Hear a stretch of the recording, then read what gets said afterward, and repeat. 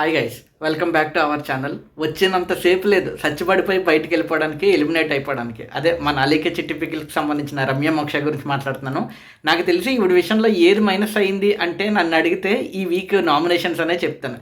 ఈ వీక్ నామినేషన్స్లో తనుజ గారు అని ఒకే ఒక్క మాట చప్పట్లు కొడితే మీకు అంతలా వినిపిస్తుంది అంటే నేను ఒక విజిల్ వేస్తే అది ఇంకా పెద్ద ఇంపాక్ట్ ఇచ్చింది అనిపించింది అన్నారు కదా. సో నాకు ఎందుకు అదే అనిపించింది. తనుజ గారు వేసిన విజిల్కి ఒక్క విజిల్కి అలా బ్లో అయిపోయింది. రమ్య మోక్ష బయటకు వచ్చేసింది. ఓకే, బయట చూసి వచ్చారు అనేది ఒకటైతే కనుక బయట చూసి వచ్చారు అనేది ఆ జడ్జిమెంట్ అనేది లోపల ఉంది ఆవిడకి. కాబట్టి బయట చూసి వచ్చి ఎవరిని ఎంతవరకు చూడాలో అనేది బాగా చూస్తూనే వచ్చారు. బట్ తెలియకుండానే ఎవరు ఎంతలా చూసినా కానీ వన్స్ లోపలికి వచ్చేసిన తర్వాత గేమ్ తీరు మారిపోద్ది. ఎందుకంటే బయట నుంచి చూసే వాళ్ళు మనం జడ్జ్ చేయడానికి ఆడ అలా చేయొచ్చు, ఇలా చేయొచ్చు అనుకోవచ్చు. బట్ లోపలికి వచ్చిన తర్వాత అలా చెయ్యొచ్చా చేయలేమా, చేయడానికి ఎన్ని అడ్డంకులు ఉంటాయి, ఈ బాండింగ్లు ఇవన్నీ కూడా అడ్డొచ్చేస్తాయి అనమాట. సో జడ్జ్ చేయడం ఈజీగా ఉంటుంది, అక్కడికి వెళ్ళి పార్టిసిపేట్ చేస్తున్నప్పుడు అది కొద్దిగా వింతగా ఉంటుంది. అదే నాకు తెలిసి రమ్య మోక్ష గారి ఎలిమినేషన్ కారణం అనుకుంటున్నాను. మీరేమనుకుంటున్నారు అనేది ఒకసారి కామెంట్ చేయండి.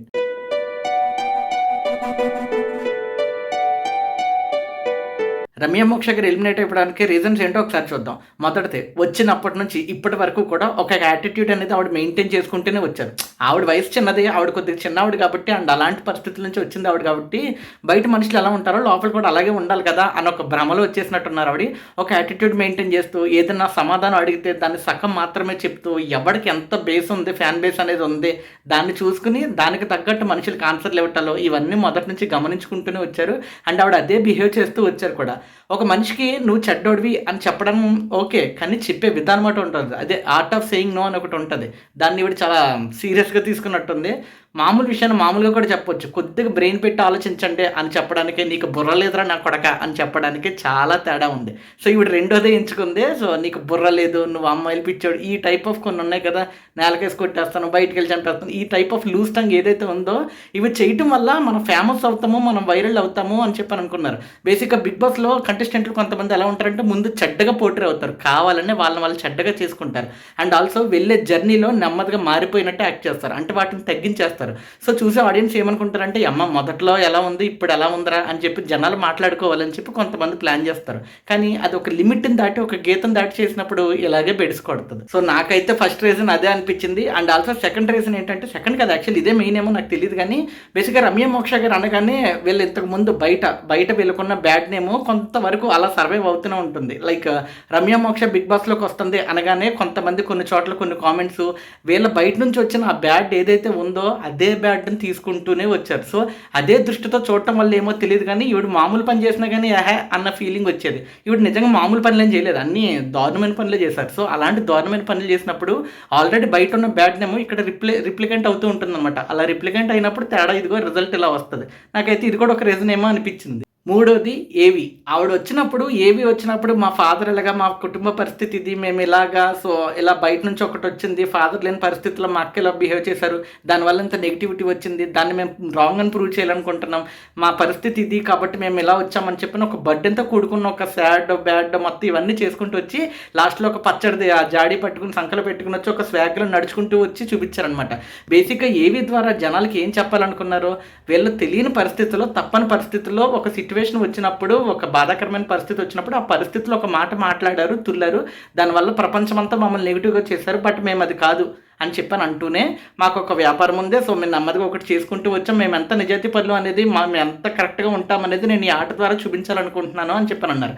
అలాగే చాలామంది జనాలు వీళ్ళు చూసాక ఏమనుకున్నారు, చాలామందితో పాటు నేను కూడా, బయటకి ఏదైతే నెగిటివిటీ వచ్చిందో ఆ నెగిటివిటీ వీళ్ళ మధ్యలో ఎలిమినేట్ అయినా పర్లేదు, ఆ నెగిటివిటీ అంతా పోగొట్టడానికి ఒక నార్మల్ ఆడియన్ లాగా వచ్చిన అట్లీస్ట్ భరణి గారిలాగా బిహేవ్ చేసినా, లేదా ఒక కైండ్ ఆఫ్ సేఫ్ గేమ్ ఆడుతూ మంచితనంగా ఉన్నట్టు నటించినా కానీ ఆ పేరు ఇట్టే పోయేది, చాలా ఈజీగా పోయేది. కానీ అది కూడా వాళ్ళు చేయలేదు.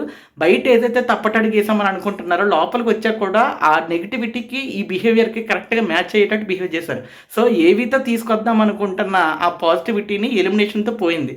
ఆ బిహేవియర్ అలా అనిపించింది నాకు, ఇది కూడా కారణం అనిపించింది. నెక్స్ట్ లూజ్ టంగ్, ఏ వ్యక్తి దగ్గరికి వెళ్ళి ఏ మాట మాట్లాడితే ఎలాంటి పెద్ద ఇంపాక్ట్ వస్తుంది అనేది ఆవిడకి తెలుసు, కాదనట్లేదు, అందరికీ తెలుసు. అక్కడ ఉన్న ఆవిడే కాదు చాలామంది మాట్లాడాలనుకోవచ్చు, బట్ స్టిల్ ఎవరి దగ్గర ఏ మాట అయితే మాట్లాడకూడదో ఆ మాటలే మాట్లాడారు. లైక్ మాధురి గారి దగ్గర కూర్చొని మన కళ్యాణ్ గారిని, సోల్జర్ కళ్యాణ్ గారిని అమ్మాయిలు పిచ్చోడు ఈ టైప్ అనడాలు, వేరే వాళ్ళ దగ్గర కూర్చొని బ్యాక్ బిచ్చింగ్ చేయటాలు, డైరెక్ట్‌గా నువ్వు దగ్గరికి వెళ్ళి నువ్వు లవ్ ఆడటానికి రాలేదు, నువ్వు ఇలాంటివి చేయడానికి రాలేదు అని చెప్పి అది జనాలకు కూడా తెలుసు. బట్ నువ్వు నిజాలను అంత మొహం మీద నిర్లజ్జగా తప్పుడు మాటలతో, తప్పుడు వర్డ్స్‌తో ఆ ఫ్రేమింగ్ ఆఫ్ వర్డ్స్ అంటారు కదా!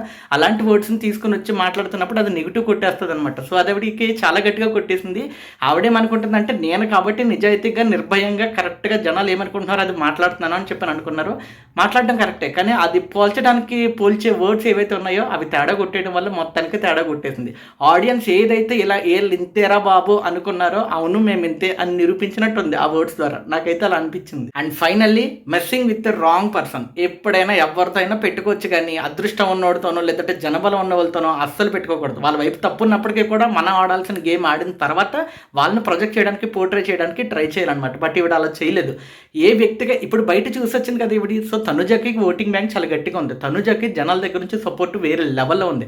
అలాంటి పర్సన్తో నువ్వు పెట్టుకుంటున్నప్పుడు చాలా జాగ్రత్తగా ఉండాలి. ఎందుకు జాగ్రత్తగా ఉండాలంటే నాకు తెలుసు చాలామంది ఏమనుకుంటారంటే ఈక్వల్గా పెద్ద అపోనెంట్ని కొడితేనే కదా మనం కనపడతామని చెప్పి అనుకుంటారు. కానీ కొట్టేటప్పుడు ఎలా కొట్టాలి, నువ్వు కూడా అంతా సమానమైన స్ట్రాంగ్ పాయింట్లతో కొట్టాలి.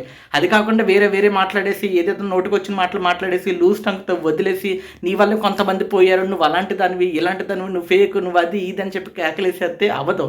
గట్టిగా అరిస్తే ప్రోమోల్లో వస్తాం అంతే. అందులో పాయింట్ లేకపోతే ఇలా బయటకు వచ్చేస్తాం. నాకైతే అది అనిపించింది. సో రమ్య మోక్ష గారిది నేను చాలా పెద్దది ఉంటుంది అనుకున్నాను.